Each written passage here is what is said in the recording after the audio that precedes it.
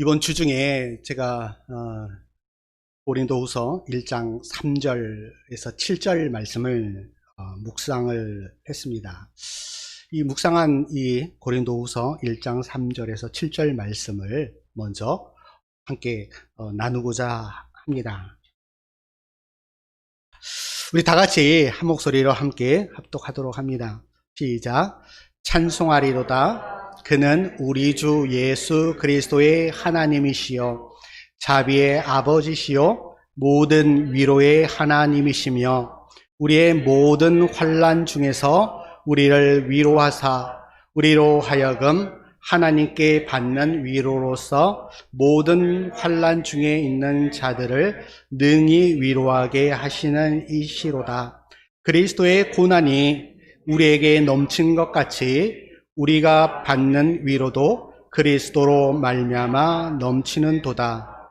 우리가 환난 당하는 것도 너희가 위로와 구원을 받게 하려는 것이요 우리가 위로를 받는 것도 너희가 위로를 받게 하려는 것이니 이 위로가 너희 속에 역사하여 우리가 받는 것 같은 고난을 너희도 견디게 하느니라. 너희를 위한 우리의 소망의 견고함은 너희가 고난에 참여한 자가 된 것 같이 위로에도 그러할 줄을 알미라. 요 말씀 3절부터 7절까지 요 말씀 안에 환난, 고난이라는 단어가 총 6번이 나옵니다. 짧은 구절 안에 환난, 고난 총 6번이 나와요. 여러분의 삶과 그리고 지금 이 나라와 이 민족이 참으로 고난, 환난 가운데 있습니다. 그런데 참으로 감사한 것은 요 짧은 구절 안에 환난, 고난보다 더 많은 단어가 있어요. 총 10번에 걸쳐서 나옵니다. 그 말씀은 바로 위로라는 단어예요. 하나님께서는 환난과 고난을 우리 삶 가운데 주시지만 그 가운데 반드시 따라오는 것이 무엇이다? 바로 하나님의 위로다라는 말씀입니다. 이사야서 40장 말씀에도 너희는 너희 백성을 위로하라 라고 말씀을 하고 계세요. 또한 오늘 말씀에도 우리 하나님은 위로의 하나님이시다 라고 말씀을 하고 계십니다. 그래서 저는 말씀을 준비하면서 우리 모든 성도님들 뿐만 아니라 지금 이 시대를 살아가는 모든 사람들에게 가장 위로가 되는 말씀이 과연 무엇일까? 과연 화나고 두려움이 몰려오는 이 시대에 과연 위로의 말씀이 어떠한 말씀일까? 라고 묵상하는 중에 바로 하나님은 사랑이시다. 하나님의 그 사랑만이 이 환난의 때, 고난의 때에 우리에게 가장 큰 위로가 된다라는 사실을 깨닫게 되었습니다.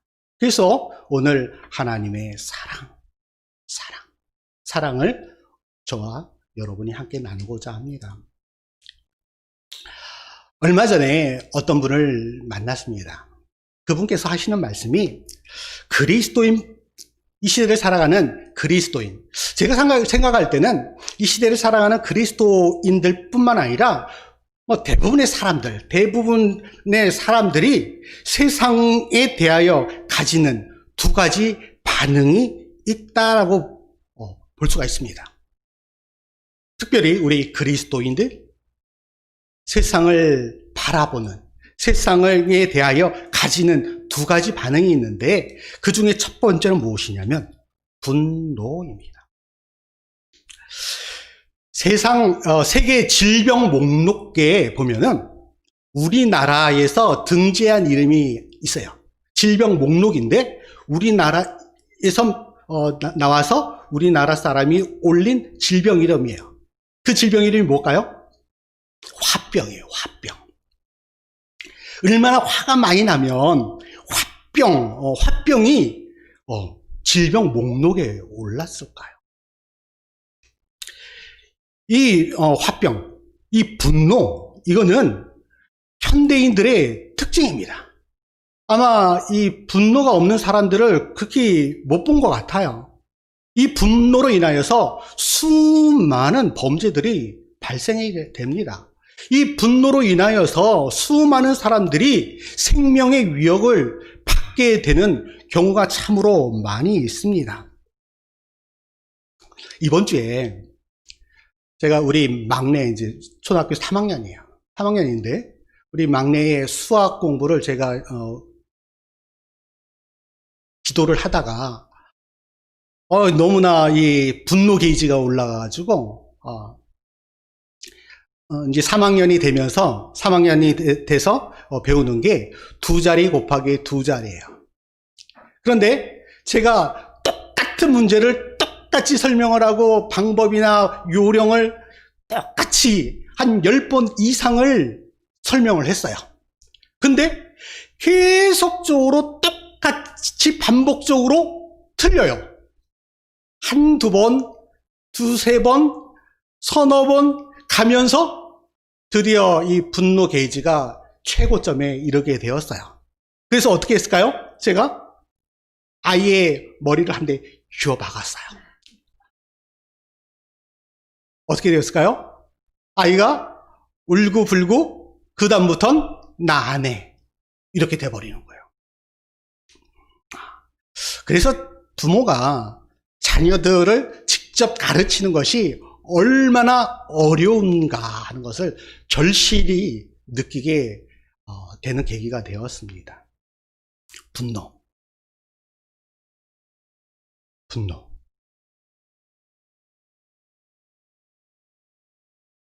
또 한 가지는 두려움입니다. 두려움.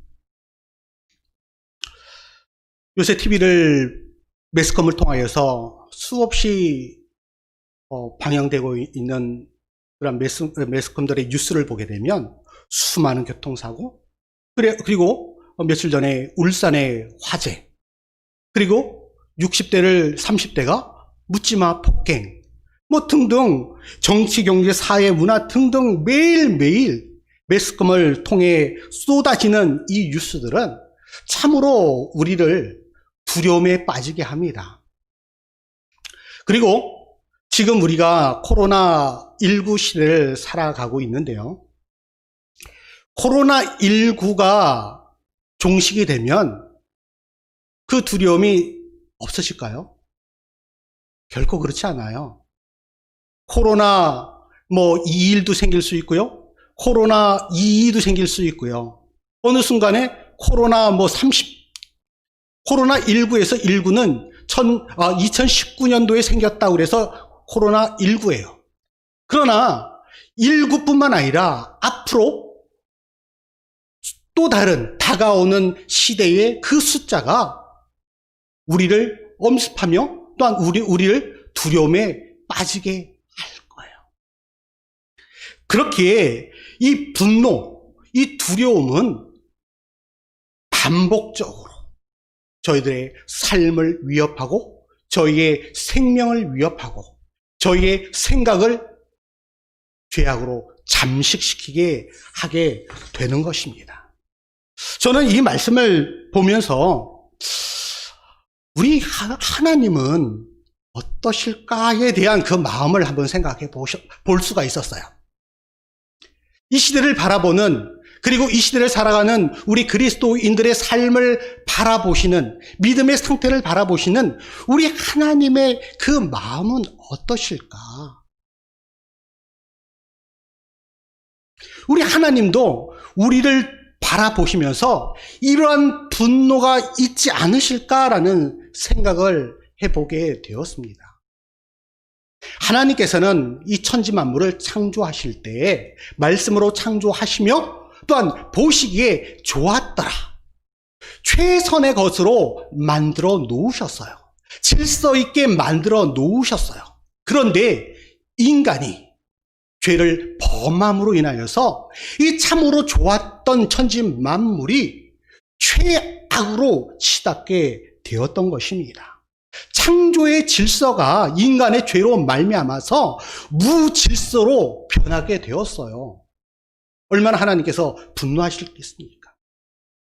우리가 우리 자녀를 키우면서 우리 부모들은 얼마나 열심히 치워요. 그런데 치우고 나서 조금 있다가 돌아서면 어느 순간에 우리 아이들이 똑같이 또 어지러나요.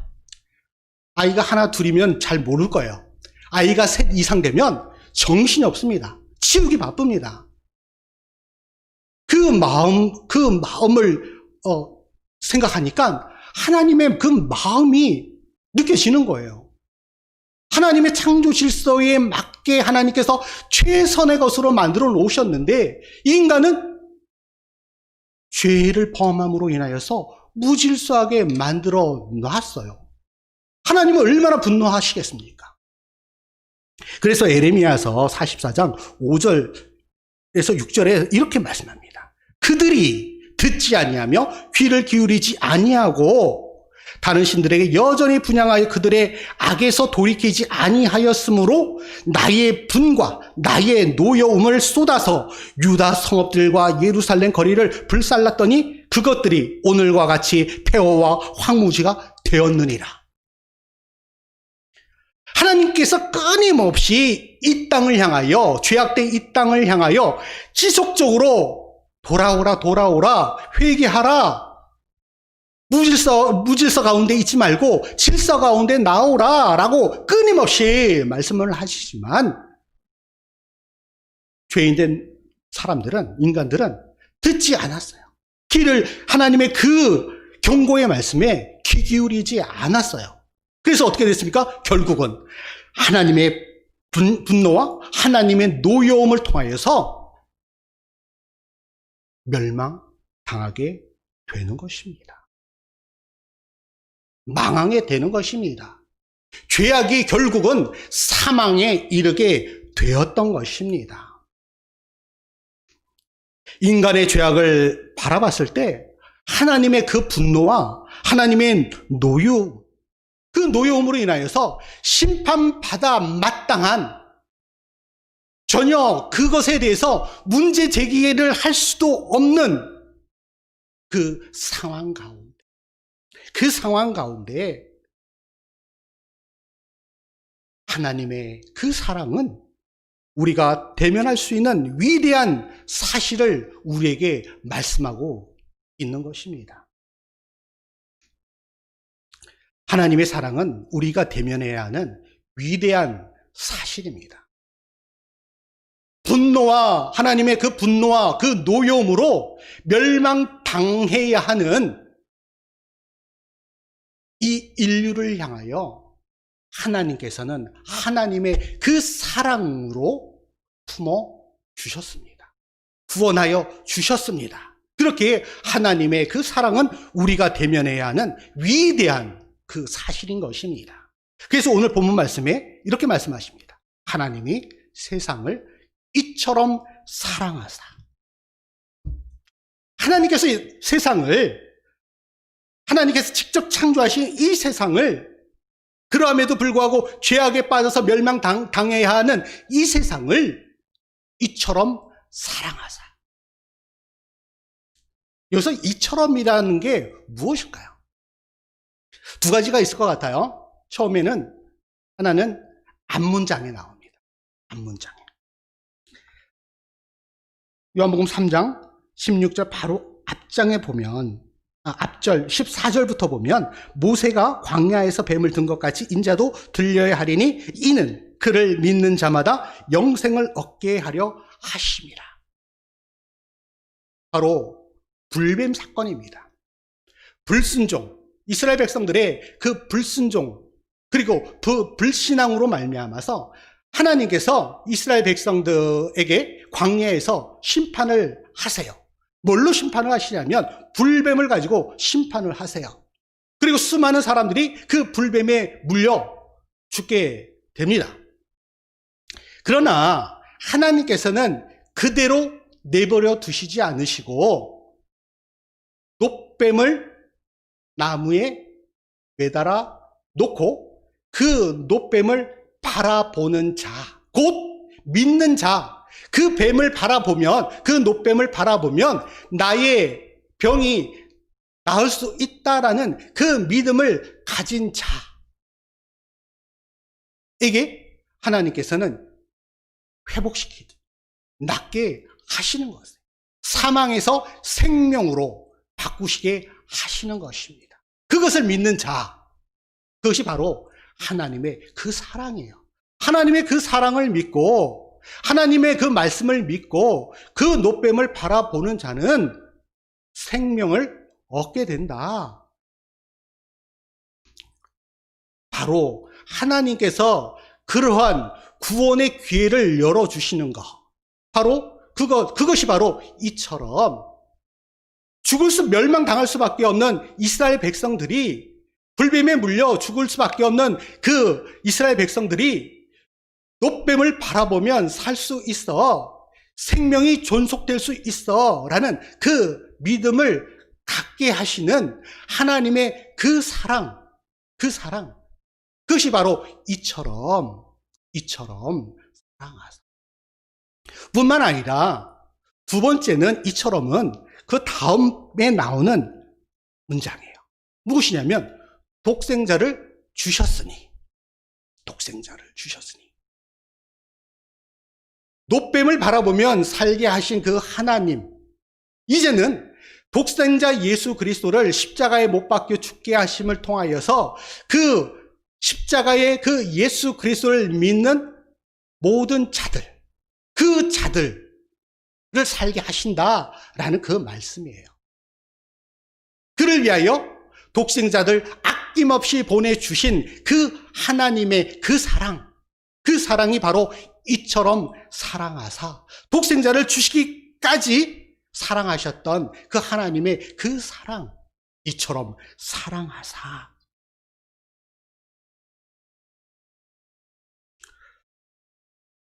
두 번째 하나님의 그 사랑은 우리 일상뿐만 아니라 우리 모든 저녁에 엄청난 결과를 가져다 주십니다. 어떤 결과를 가져주게 되었냐면은 바로 오늘 본 말씀에 멸망하지 않고 영생을 얻게 하려 하심이라. 죄악으로 인하여서 멸망받아 마땅한, 이미 멸망했었죠. 한번 사망의 그 경험을 했었죠. 그렇지만 예수 그리스도를 통하여서 하나님의 그 사랑은 멸망하지 않고 영생을 얻게 하려 하셨다라고 말씀하고 있어요. 요한복음에는 영생이라고 계속 나와요. 영생. 영원한 생명. 그런데 마태복음의 그 언어는 천국이라고 얘기를 해요. 그리고 누가복음, 마가복음에는 하나님의 나라라고 이야기를 해요. 그래서 마태복음에서는 천국, 마가나 누가복음에는 하나님의 나라, 그리고 오늘 본문인 요한복음에 영생으로 표현을 해요. 그래서 요한의 언어는 영생이에요. 영원한 생명. 이 영원하다는 것은 결코 인간에게는 적용할 수 없는 단어예요. 영원하다는 것은 누구한테만 적용 가능해요? 하나님께만. 하나님 안에라고 표현할 수 있을 것 같아요. 하나님은 그 영혼보다도 더 크신 분이시기에 하나님 안에 그 영혼은 있는 것이에요. 그러나 그 영혼은 인간에게는 결코 적용할 수 없는 단어예요.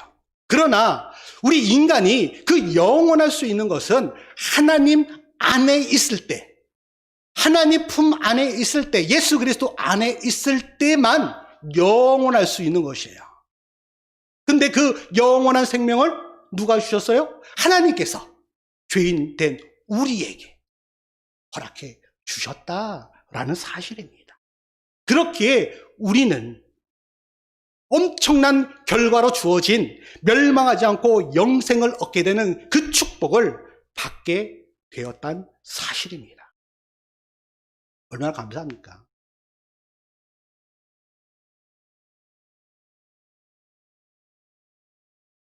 또한 세 번째는 하나님의 그 사랑이 그리스도의 행동으로 옮겨지게 됩니다.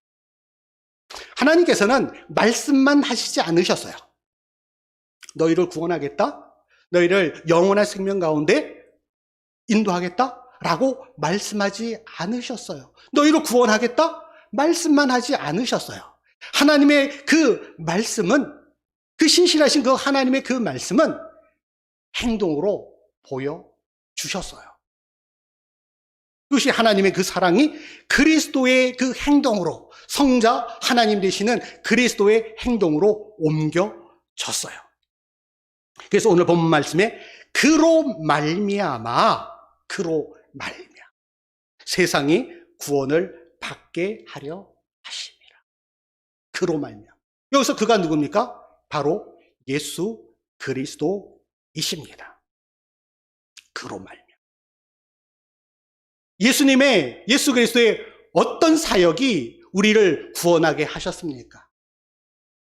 예수 그리스도께서 이 땅 가운데 사람의 몸을 입으시고 오셔서 모진 멸시와 조롱을 다 당하시며 저와 여러분이 받을 그 멸시와 조롱, 우리 예수님께서 친히 다 받으시며 저와 여러분이 져야 할 그 십자가의 못 박힘을 우리 예수님께서 직접 당하셨던 것입니다.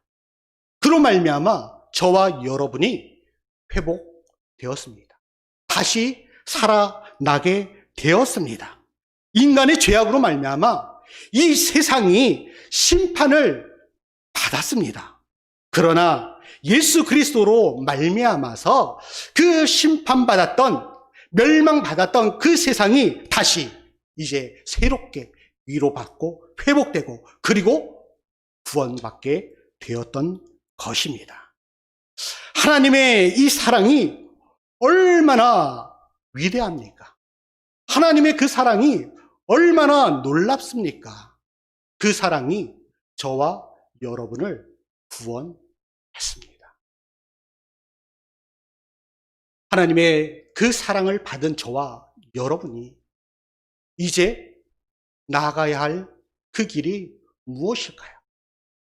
오늘 이 말씀을 통하여, 이 말씀은 곧 복음입니다. 복된 소식입니다. 그 복된 소식을 받은 저와 여러분이 나아가야 할 그 방향이 과연 어디일까요? 우리의 발걸음은 이곳에 머물러서는 결코 우리 가정 내에 머물러서는 결코 안 됩니다.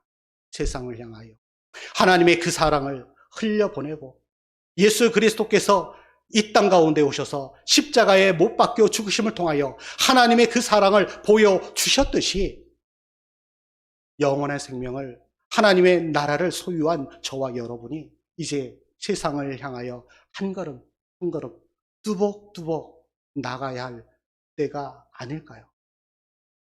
분노와 두려움이 가득 찬 이 세상 가운데 희망으로, 하나님의 그 소망으로, 하나님의 사랑으로 나아가야 하지 않을까요? 하나님께서 저와 여러분을 구원하신 진정한 목적이 무엇일까요? 우리가 단지 구원받은 그것으로 만족하며 살아가기를 원하실까요? 아니면 구원받은 이후에 우리 삶 가운데 그 구원에 합당한 열매를 맺어가기를 원하실까요? 이제 여러분에게 과제가 생겼습니다.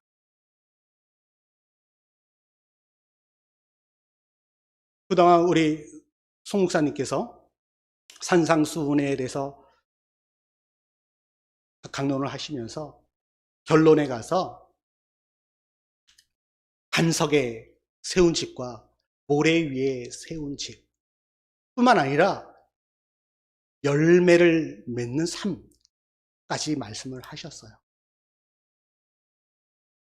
여러분이 세워진 그 집은 과연 반석 위에 세운 집일까요?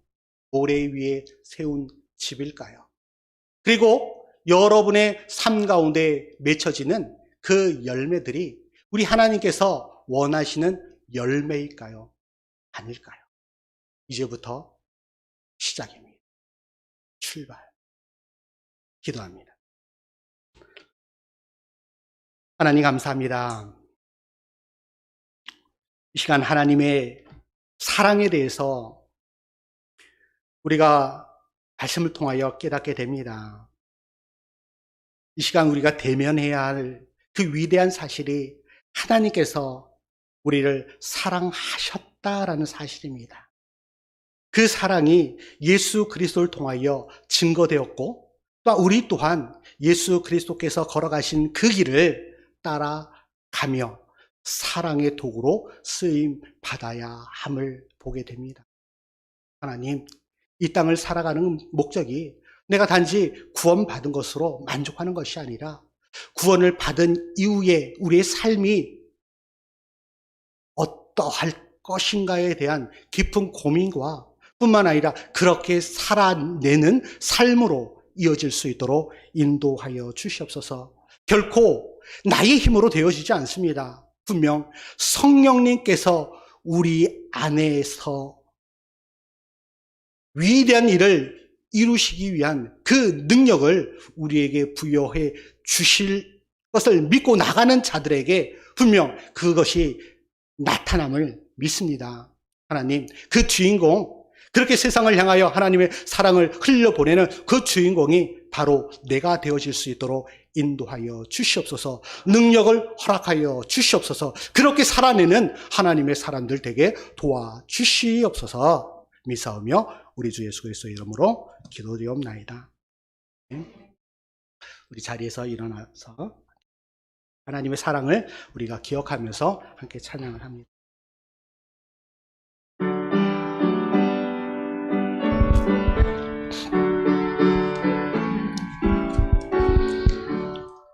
그 크신